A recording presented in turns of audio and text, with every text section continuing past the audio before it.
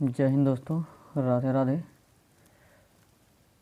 उम्मीद है आप सब अच्छे होंगे और अच्छे से अपनी स्टडी कर रहे होंगे।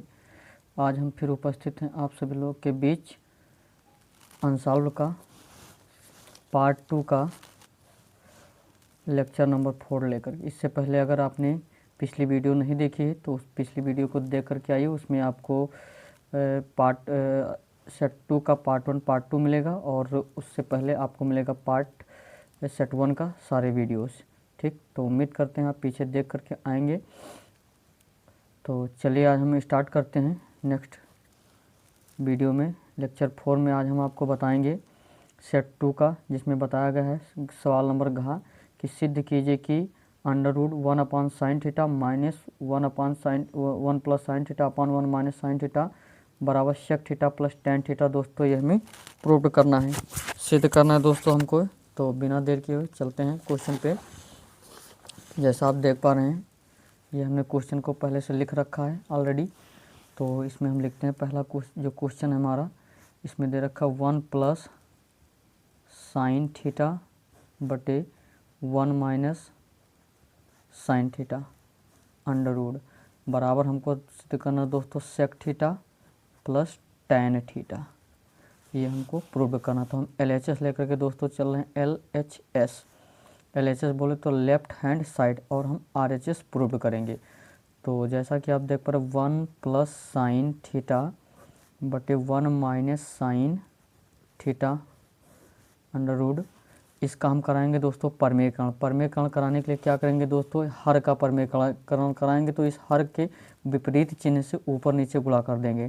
तो गुणा करते हैं इसके विपरीत चिन्ह से, तो 1 प्लस साइन थीटा से ऊपर गुणा कर देते हैं अंश में, और 1 प्लस साइन थीटा से हर में भी गुणा करेंगे। अब ये दोस्तों हमारा हो जाएगा under root 1 plus sine theta और 1 प्लस साइन थीटा बराबर हो जाएगा 1 प्लस साइन थीटा का होल स्क्वायर, और बटे में हो जाएगा a प्लस बी एक ब्रैकेट में, a प्लस बी एक ब्रैकेट में, और a माइनस बी एक ब्रैकेट में। तो इसको मैं लिख सकता हूँ a square minus sine square theta, a square minus sine square theta under root 1 plus sine theta का होल स्क्वायर। जैसा कि दोस्तों आपको पता है कि एक का स्क्वायर एक ही होता, तो ये हो जाएगा 1 minus sine square theta, 1 minus sine square theta. आगे 1 प्लस साइन थीटा का होल स्क्वायर बटे में आपको पता है दोस्तों कि 1 minus sine square theta, 1 minus sine square theta इस तरह मैं लिख दे रहा हूँ, क्योंकि 1 माइनस साइन स्क्वायर थीटा बराबर होता है कॉस स्क्वायर थीटा।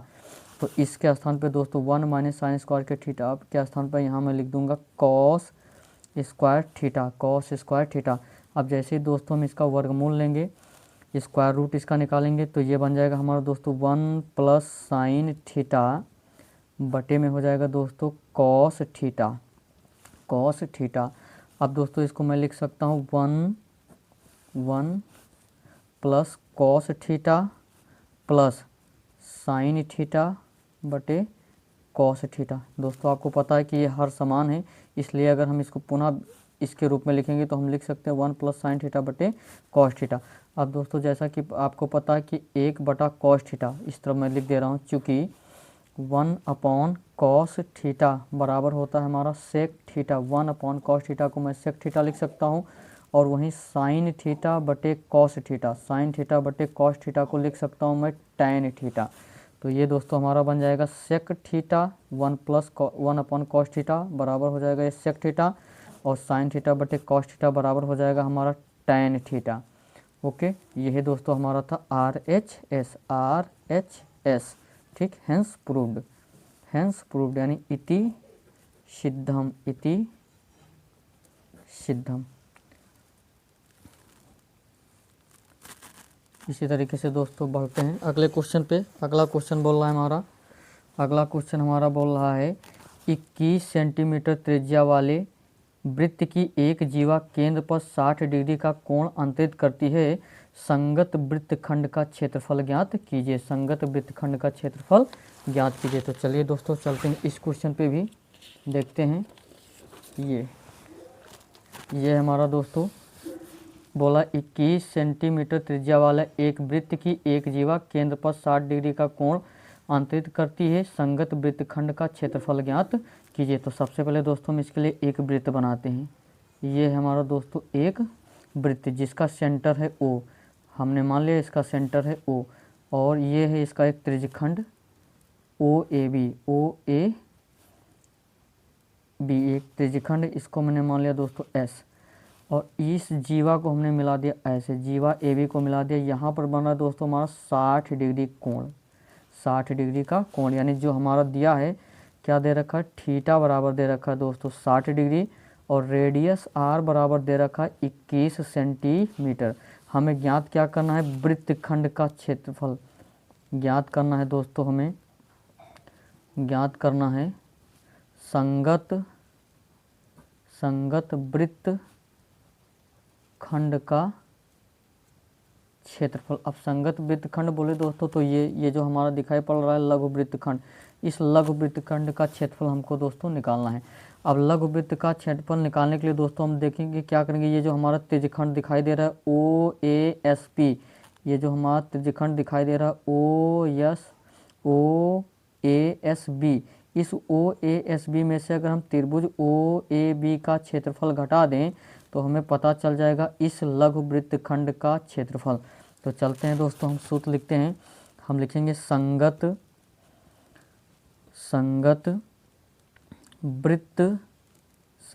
वृत्तखंड का क्षेत्रफल बराबर हो जाएगा दोस्तों त्रिज्यखंड का क्षेत्रफल। त्रिज्यखंड कौन सा, OASB का क्षेत्रफल माइनस हो जाएगा दोस्तों त्रिभुज OAB का क्षेत्रफल, त्रिभुज OAB का क्षेत्रफल।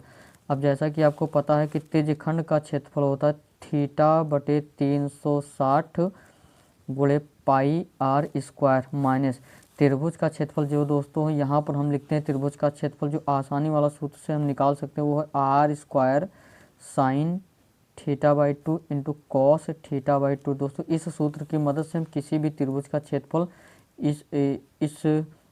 इसमें निकाल सकते हैं।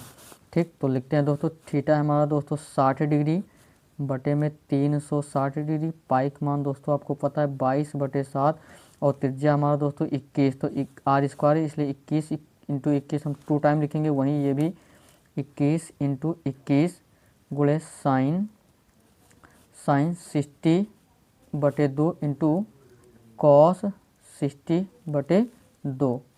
आगे दोस्तों 6 का नम 6 का हक 36, 7 का नम 7 और 7 तरीक 21, 3 का नम 3 और 3 दूनी 6 और 2 का नम 2 और 2 गिरे हम 22। इसको दोस्तों हमने काट दिया तो ये हमारा आएगा दोस्तों 11 गुणे 21, ये बचा यहाँ पर 11 और यहाँ पे बचा 21, तो 11 गुणे 21 माइनस यहाँ पे दोस्तों 21 और 21 का गुणा जब हम कराएंगे तो 21 में होता है दोस्तों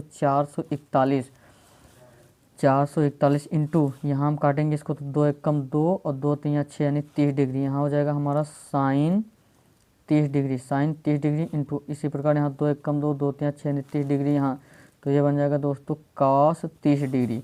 तो यहाँ हम गुणा कराएंगे दोस्तों तो 11 एकन्नम 11 के 1 हासिल आएगा 2, 11 दूना 22 और 1 23, 231 और ये हो जाएगा 441 गुणे साइन 30 का मान होता है दोस्तों 1/2 इंटू कॉस 30 का मान होता है दोस्तों √3/2।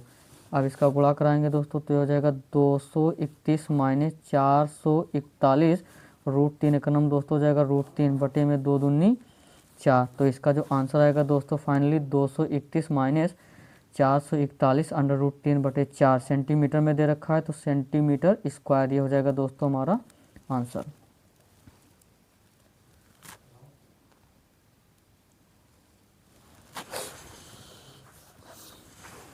अगले सवाल पे चलते हैं दोस्तों। अगला सवाल बोलता है हमारा एक डिब्बे में 4 लाल कंचे 8 सफ़ेद कंचे तथा 5 हरे कंचे हैं। इस डिब्बे में एक कंचा यादृच्छया निकाला जाता है तो इसकी क्या प्रायिकता होगी कि निकाला गया कंचा लाल है या हरा नहीं है, लाल है हरा नहीं है। तो चलिए दोस्तों बढ़ते हैं इस सवाल में भी हम।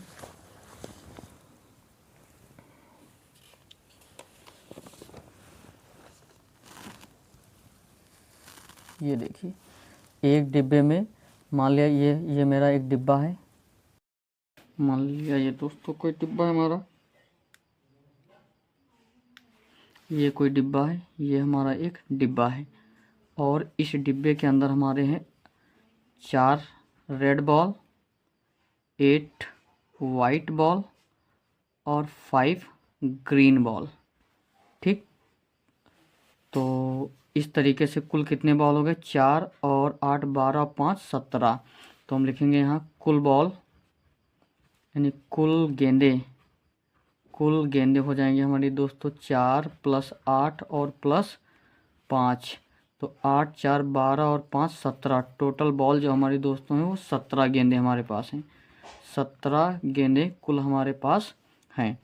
अब हमसे पूछा गया है लाल गेंद निकालने की प्रायिकता और हरा गेंद नहीं निकलने की प्रायिकता। तो हम मानेंगे यहाँ दोस्तों, सबसे पहले नंबर 1 हल करेंगे कि माना लाल गेंद आने की घटना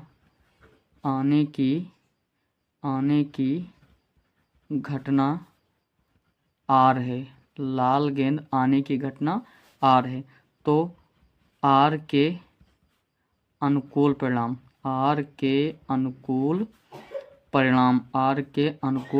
यानी कितने लाल गेंद हमारे पास हैं। तो हम जैसा देख पा रहे हैं हमारे पास लाल गेंद की कुल संख्या है 4। लाल गेंद की कुल संख्या है 4। अब लिखेंगे हम प्रोबेबिलिटी ऑफ आर, लाल गेंद आने की प्रायिकता। तो कितनी गेंद है, अनुकूल परिणाम बटे संभव परिणाम हमारे पास कितना है 17। तो 4/17 हमारा हो जाएगा दोस्तों इसका आंसर। दूसरा देखते हैं दोस्तों। दूसरा पूछा हरा गेंद ना आने की प्रायिकता। तो हरा गेंद ना आने की प्रायिकता के लिए सबसे पहले हम निकालेंगे हरा गेंद आने की प्रायिकता। तो माना हरे गेंद आने की घटना जी है। तो जी के अनुकूल परिणाम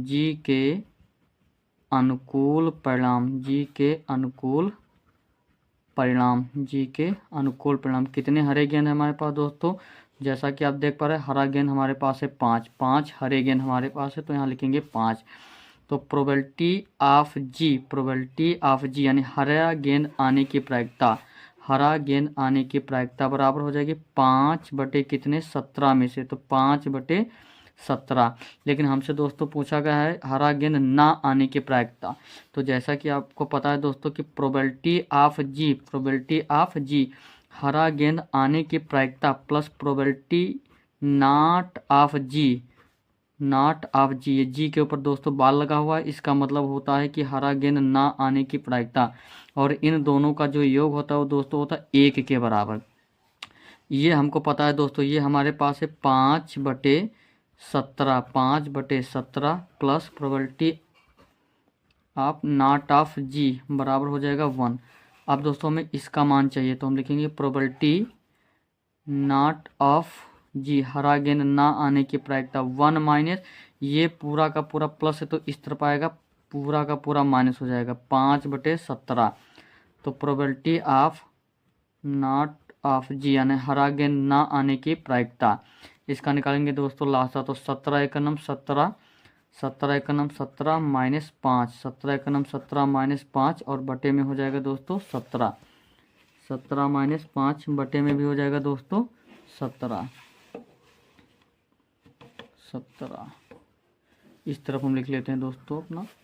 तो प्रोबेबिलिटी नॉट ऑफ जी यानी हरा गेंद ना आने की प्रायिकता 17 माइनस 5 और बटे में 17। 17 एकनम 17 लासा मैंने लिया, यहाँ पर हमने दोस्तों क्या किया लासा लिया। 17 एकनम 17 माइनस 5, तो हमने यहाँ लिखा 17 माइनस 5/17। तो ये बराबर जो 17 में से 5 जाएगा तो हमारा बचेगा 12 5 17 12/17। तो ये हो जाएगा दोस्तों इसका आंसर।